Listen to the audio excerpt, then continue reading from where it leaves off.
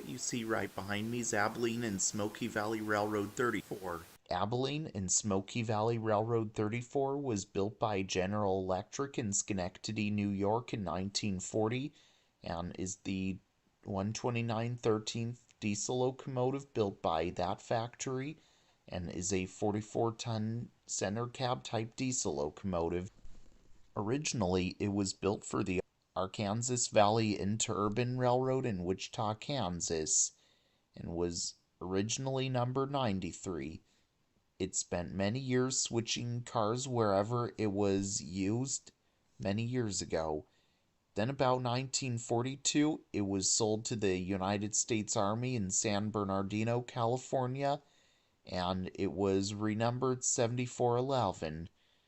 Then it was used on the United States Air Force and it kept the number. Then, in the mid 1960s, it was sold as surplus and ended up at the Ideal Cement Company in Superior, Nebraska, where it was renumbered 029. In 1995, it was bought by a man named Dan Rohrbach.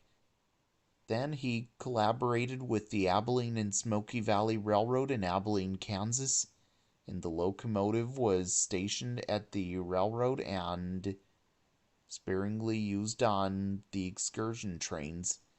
In 2002, it stopped operating for a while and was later determined that it was operational.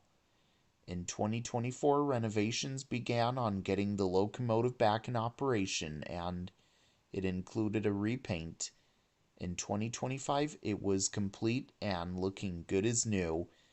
It was also renumbered 34, which represents the former U.S. President Dwight D. Eisenhower, who was the country's 34th president, and he even fought in war.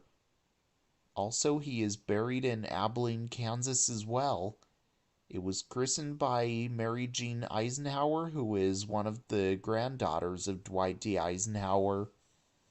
Today, the locomotive is preserved here at the Abilene and Smoky Valley Railroad in Abilene, Kansas, and is used to haul trains on the line as well.